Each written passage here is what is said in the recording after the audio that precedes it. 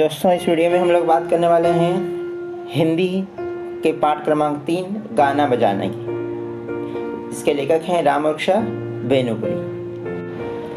अब इस गद्य के संबंध में देखिए, जो गाना बजाना इस लेसन के बारे में हमें क्या पढ़ना है। प्रस्तुत निबंध में लेखक रामवृक्ष बेनुपुरी जी ने विविध देशों के वाद्य एवं उनके बजाने के ढंग का वर्णन किया है।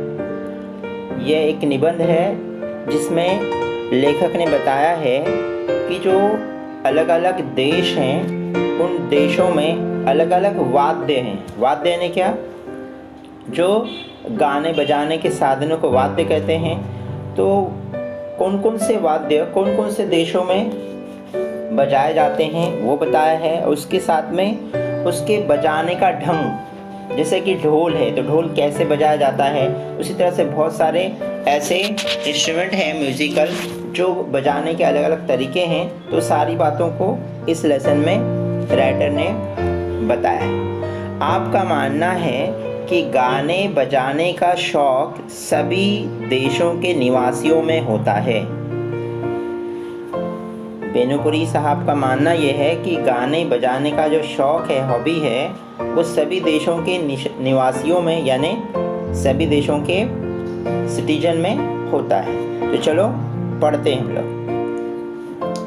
गाना बजाना रामवृक्ष बेनुपुरी। पी पी पू पू। कोई बच्चा बेतहाशा रो रहा है।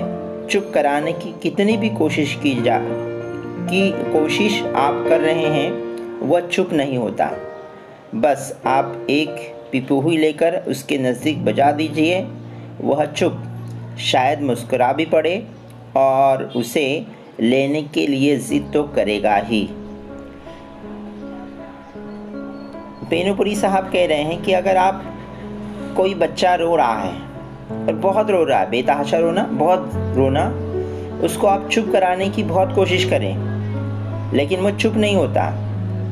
उसी वक्त आप अगर एक पिपहुई लेंगे और पिपहुई लेकर के उसको नज़दीक क्या करेंगे, बजा देंगे। तो जब आप पिपहुई बजाएंगे उस बच्चे के पास में, तो क्या होता है कि वो बच्चा चुप हो जाता है और आपके पिपहुई की आवाज़ सुन करके वो मुस्कुराने लगता है और उसको लेने की जिद करने लगता है। यानी कि बच्चे को भी गाना भाता है। बाजे में यह करामत ही है। लोगों का तो कहना है कि जिस समय मनुष्य जाति अपने बचपन में रही होगी, विद्या बुद्धि का आज जैसा विकास नहीं हुआ होगा, उस समय भी उसमें गाने बजाने का शौक जरूर हुआ होगा। जो बच्चा रोता हुआ चुप हुआ ना, ये उसकी वजह यह है कि बाजे में एक करामत होती है। करामत यानी एक मैजिक होता है, मिरेकल जिसको बोलेंगे आप, या फिर एक अजूबा होता है। बाजे में करामत होती है, एक अजूबा होता है या फिर एक मिरेकल होता है बाजे में। और लोग कहते हैं कि जिस समय इंसान अनडेवलप था, इंसान के अपनी बुद्धि का इतना विकास नहीं हुआ था, उस वक्त में भी इंसान के अंदर गाने बजाने का शौक रहा होगा। गाने के ज़रिए हम अपने दिल के उच्छ्वास को प्रकट करते हैं। गाने हम लोग क्यों गाते हैं? क्योंकि गाने के ज़रिए हम लोग अपने दिल के उच्छ्वास को, यानी कि अपने दिल की जो फीलिंग है, उस फीलिंग को हम लोग प्रकट करते हैं, एक्सप्रेस करते हैं। और बाजा उस गाने को भड़कदार और दिलचस्प बना देता है। देखो, हम लोग गाना क्यों गाते हैं? अपनी फीलिंग को बताने के लिए। और उस गाने के साथ में जब बाजा लग जाता है तो बाजा उस गाने को भड़कदार बनाता है, मतलब रंगीन बनाता है और दिलचस्प यानी इंटरेस्टिंग बना देता है। आज संसार के पिछड़े से पिछड़े देश में जाइए, आप वहाँ गाना बजाना ज़रूर पाएंगे। संसार में, दुनिया में, विश्व में पिछड़े से पिछड़े देश यानी कि विश्व के जो अनडेवलप कंट्री हैं, वहाँ पे भी जाएंगे तो आपको गाने बजाने का शौक ज़रूर मिलेगा। पहले कौन सा बाजा बना होगा, इसका अंदाज लगाने वाले कहते हैं कि पहले कई चीज़ों को इकट्ठा कर उन्हें पीट पीट कर शब्द निकालने की चेष्टा की गई होगी। अब सबसे पहले दुनिया में कौन सा बाजा बना होगा, इसका अनुमान लगाने वाले ये कहते हैं कि क्या किए होंगे लोगों ने, बहुत सारी चीज़ों को इकट्ठा किए होंगे और इकट्ठा करने के बाद में उसको पीट के एक आवाज़, एक शब्द निकालने की क्या किए होंगे, कोशिश किए होंगे। उसके बाद मरे हुए पशुओं के चमड़े को पोपले कद्दू पर मढ़कर ढोल और नरकट की गांठों को छेद कर उससे पिपोही बना ली गई होगी। उसके बाद में इंसान ने और तरक्की की, तो क्या किया उसने, मरे हुए जानवरों के चमड़े को निकाला और जो एक कद्दू होता है उस कद्दू को दोनों तरफ से क्या किया उसने, वो चमड़े को लगाया और रस्सी से उसको बांध करके एक पिपोही बना ली। किसी पोपली चीज़ में छोटे छोटे कंकड़ रखकर उसे हिलाने डुलाने पर एक प्रकार का स्वर निकलते देखकर झुंझुना बनाने की कल्पना की गई। कोई पोपली चीज़ है, पोपली मतलब एम्प्टी चीज़ है, उसके अंदर कंकड़ डाले होंगे, पत्थर डाले होंगे और उसको हिलाने डुलाने के बाद में एक आवाज़ निकलती है और उसी आवाज़ से लोगों के दिमाग में एक आइडिया आई होगी, वो कल्पना आई होगी। वो कल्पना क्या आई होगी, झुंझुना बनाने की। जैसे जानवरों के चमड़ों को निकाल करके उसने ढोल बनाया होगा, पिपोही बनाई होगी, उसी तरह से उसने झुंझुना भी बनाने की कल्पना लगाई होगी। आज भी बहुत से देशों में 3 बाजे हैं, ढोल, पिपोही और झुंझुना। चाहे उनका आकार प्रकार अलग हो, इन तीनों के सहारे ही नाना तरह के स्वर निकाले जाते हैं। आज दुनिया में 3 तरह के बाजे देखने को मिलते हैं, जैसे कि ढोल है, पिपोही और झुंझुना है। उसके आकार प्रकार मतलब उसके जो वैरायटी है, उसके टाइप हैं, वो अलग अलग हो सकते हैं, लेकिन इन्हीं तीनों चीज़ों से क्या करते हैं, आज दुनिया में अलग अलग तरह के ढोल, अलग अलग तरह के स्वर निकाले जाते हैं, ट्यून निकाले जाते हैं। वनवासी लोगों के गाने बजाने को गौर से सुनने पर मालूम होता है कि उनमें ताल पर ज़्यादा ध्यान दिया जाता है, सुर पर कम। जो वनवासी लोग हैं, मतलब जो जंगलों में रहते हैं, उनके बाजे पे अगर गौर से सुनेंगे तो हमको मालूम होता है कि वो लोग जो हैं ताल पर ज़्यादा ध्यान देते हैं, मतलब रिदम, और जो सुर होता है मतलब ट्यून होता है, वो ट्यून पे उनका ज़्यादा कंसंट्रेशन रहता नहीं है। अमेरिका के रेड इंडियनों को देखिए या फिर अफ्रीका के हबशी लोगों को गाने बजाने में ताल की ही प्रमुखता उनके यहाँ है। रेड इंडियनों का टमटम और हबशी लोगों का ढोल ताल देता है। अमेरिका के रेड इंडियन लोग हैं या फिर अफ्रीका के हबशी लोग हैं, इन दोनों के अगर गाने सुनेंगे, इनके रेड इंडियन जो बाजा बजाते हैं उसको टमटम कहते हैं, हबशी लोग क्या कहते हैं, ढोल बजाते हैं। तो इनमें जो प्रमुख चीज़ है, मतलब जो स्पेशलिटी जिसको ध्यान दिया जाता है, वो है ताल को। उनमें सुर का कोई क्या नहीं करते, लोग ध्यान नहीं देते। हबशी लोग तो ढोल बजाने में इतने उस्ताद हैं कि उन्होंने ढोल की भाषा का इजाद कर लिया है।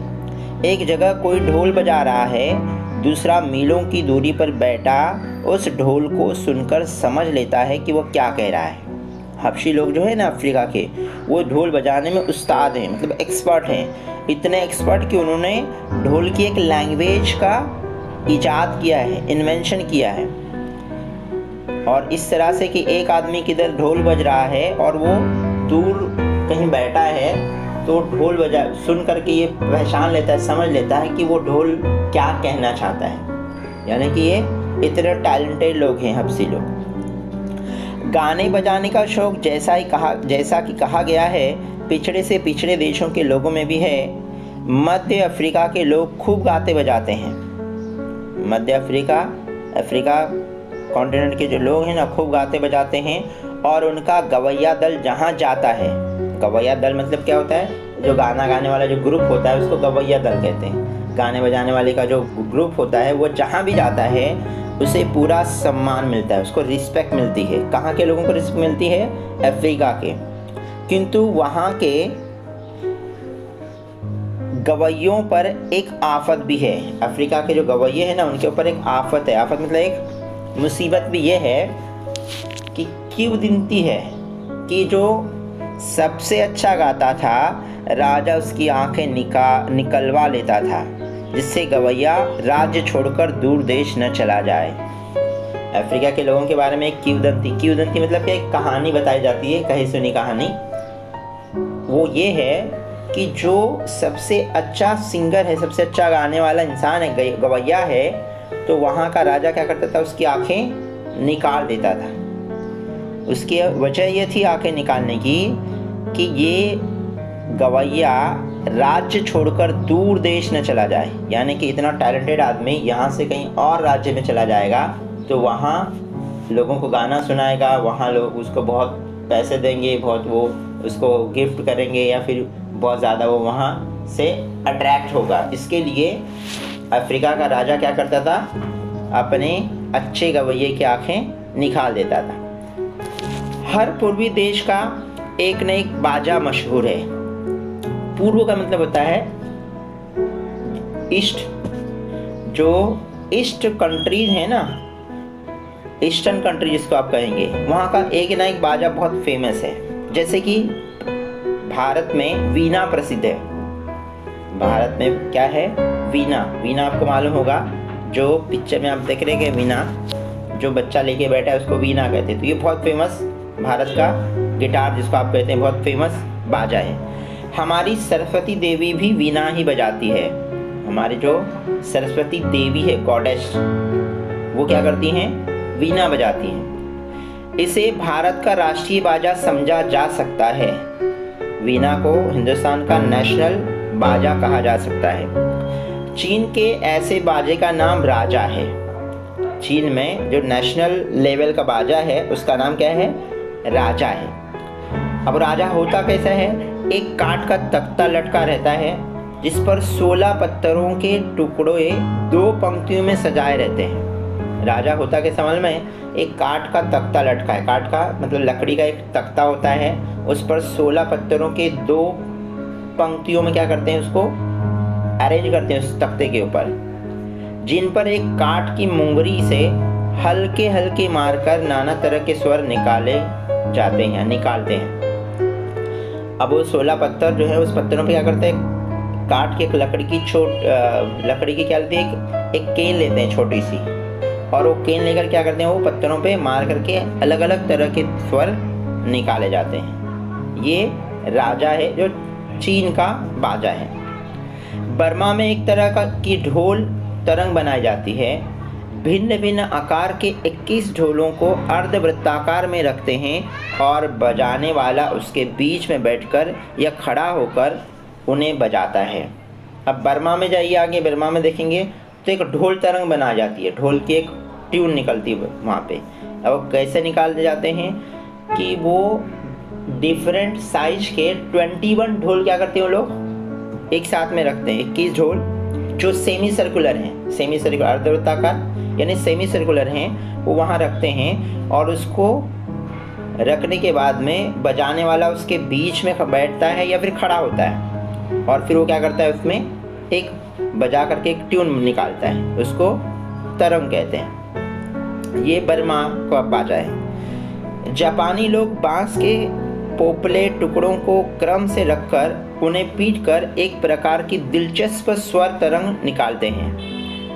जापान के लोग हैं जो बांस के पोपले टुकड़ों को, बांस यानी टिम्बर जिसको बाम्बू कहते हैं, बाम्बू के अंदर देखो एक पोपली चीज़ रहती है, मतलब अंदर उसका स्पेस क्या रहता है, ओपन रहता है, तो उसके टुकड़ों को जमा करते हैं वो लोग, और जमा करने के बाद उसे क्रम से मतलब सीक्वेंस से रखते हैं और उसको पीटते हैं, और पीट करके एक इंटरेस्टिंग ट्यून निकलती है जिसे एंगलोंग कहते हैं। जापान के लोग जो ट्यून निकालते हैं उसको क्या कहते हैं, एंगलोंग कहते हैं। जापान में भारत के ही समान तार के संयोग से बने बाजों की बड़ी कदर है।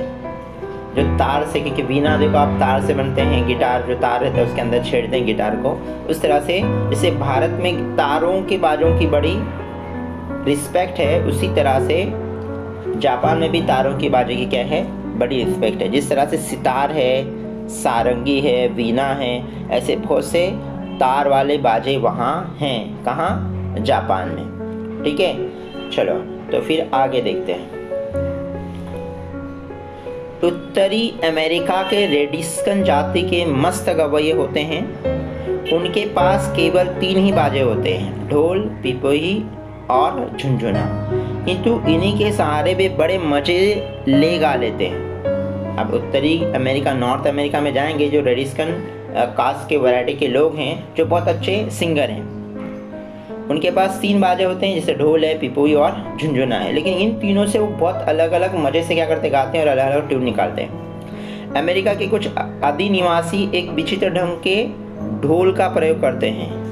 एक छोटे से ढोल में पानी रख देते हैं। उनके स्वर के अनुसार, अपने स्वर के अनुसार बनाने के लिए गवैये बार बार उसके पानी को कम या पेशी करते हैं। जो अमेरिका के आदिनिवासी लोग हैं वो अलग तरह के से ढोल बजाते हैं। जैसे कि एक छोटे से ढोल में क्या करते हैं, वो लोग पानी भर के रखते हैं और पानी भरने के बाद में उनका ट्यून जैसे उनको रिदम चाहिए वैसे क्या करते हैं, उसमें पानी को कम ज़्यादा कर देते हैं। पानी ज़्यादा है तो बर्तन में अगर आप गिलास में पानी भर के लिए हैं और उसको अगर आप पेन से मार रहे तो उसकी आवाज़ अलग आएगी, आधा गिलास भरेला है उसकी आवाज़ अलग आई। तो इस तरह से ये अमेरिका के लोग उस ढोल में पानी भर के क्या करते हैं, अपने ट्यून के मुताबिक पानी को कम ज़्यादा करके बजाने की कोशिश करते हैं। ये अमेरिका के लोग हैं। कुछ बाजे तो खूब ही विचित्र होते हैं। अब कुछ बाजे क्या हैं, बहुत ही विचित्र होते हैं, डिफरेंट होते हैं। जैसे कि नासालैंड टापू के गवैये का एक प्रकार का बाजा बजाते हैं जिसे बाजों की खिचड़ी कहा जाता है।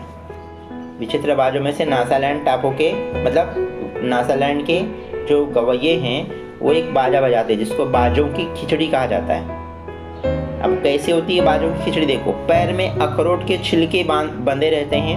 अब बाजा बजाने वाला इंसान क्या करता है, पैरों में अपने अखरोट के छिलके, जैसे हिंदुस्तान में कुछ बाजा बजाने वाले पैर में घुंघरू बांधते हैं, देखो, तो वो लोग क्या करते हैं, अखरोट के छिलके बांधते हैं जिसके भीतर पत्थर के छोटे छोटे टुकड़े होते हैं। वो अखरोट के छिलकों के अंदर क्या होते हैं, छोटे छोटे कंकर के टुकड़े होते हैं, पत्थरों के टुकड़े होते हैं।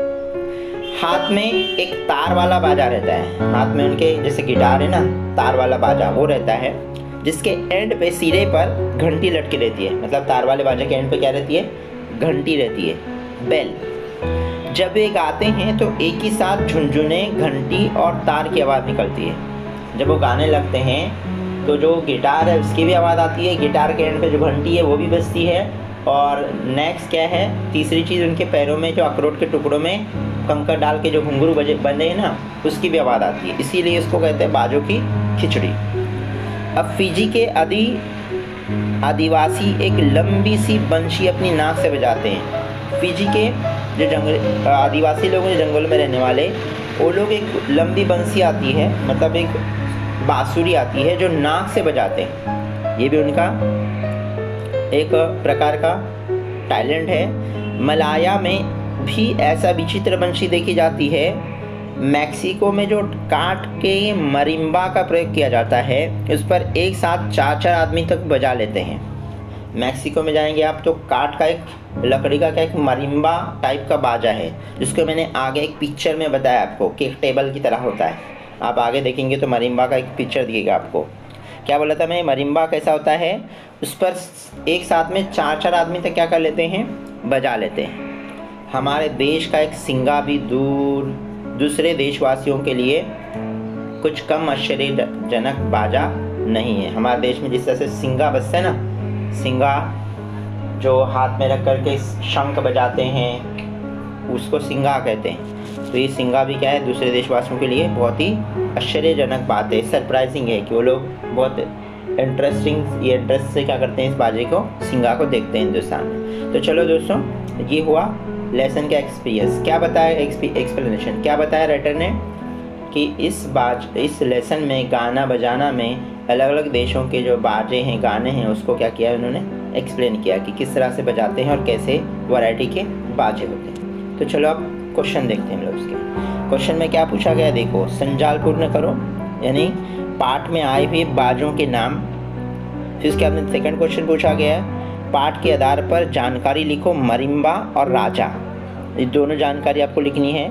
तीसरा क्वेश्चन दिया गया है, बाजा गाने को बना देता है, और जापान के तार वाले बाजे, जापान में जो तार वाले बाजे हैं ना, उसके नाम लिखने, 2 क्वेश्चन में। जापान में जैसे सारंगी है, बांसुरी है, वो आपको मालूम है। ठीक है, एक क्वेश्चन आपको लिखना है। अब नीचे क्या है, शब्द बनाओ। शब्द बनाओ, समान उपसर्ग वाले शब्द और प्रत्यय वाले। समान है तो उसको उपसर्ग लगाना है और यहाँ पे प्रत्यय लगाना है। सुर है, सुर को उपसर्ग लगाएंगे तो जैसे बेसुर बन जाएगा, और सुर को प्रत्यय लगाएंगे तो क्या बन जाएगा, सुर वाला बन जाएगा। जैसे समान को असमान और समानता हम लोग कह सकते हैं। ठीक है, तो इसके आंसर देखिए, ये है क्वेश्चन नंबर 1 आंसर शीट। जैसे बाजों के नाम निकला था, बाजा, ढोल, पिपोही, वीणा, ये बाजों के नाम हैं। उसके बाद में मरिम्बा, आप देख रहे हैं मरिम्बा इस तरह का टेबल टाइप होता है लकड़ियों से बना हुआ काठ का, कि मेक्सिको का एक बाजे का नाम है।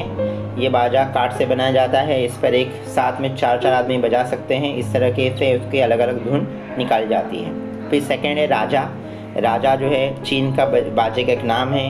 एक काठ का तख्ता लटका रहता है जिस पर 16 पत्थरों के टुकड़े 2 पंक्तियों में सजाए रहते हैं, जिन पर एक कांट की मुंगरी लेकर के मुंगरी से मार करके अलग अलग तरह के स्वर निकाले जाते हैं। ठीक है, अब उसके बाद में अगला जो है आपको क्वेश्चन नंबर 3 लिखने का था, दिलचस्प और भड़कदार। और एक क्वेश्चन जो है आपको मैंने आपके लिए छोड़ा है, वो ये है जिस तरह से जापान के तार वाले बाजे। यहीं पे क्वेश्चन नंबर 3 में एक और क्वेश्चन है जो आप लिखेंगे। भाषा बिंदु में भी शब्द बनाने थे, वो भी मैंने लिखा है। समान जो शब्द था उसको मैंने प्रत्यय लगाया है, समानता और उपसर्ग लगा करके असमान बना। सुर को बेसुर और सुरीला। इस तरह से ये लेसन क्या हो जाता है, यहाँ पे ख़त्म हो जाता है। आप आंसर क्वेश्चन आंसर देख सकते हैं इसके। दोस्तों वीडियो कैसा लगा हमें कमेंट करके ज़रूर बताएं।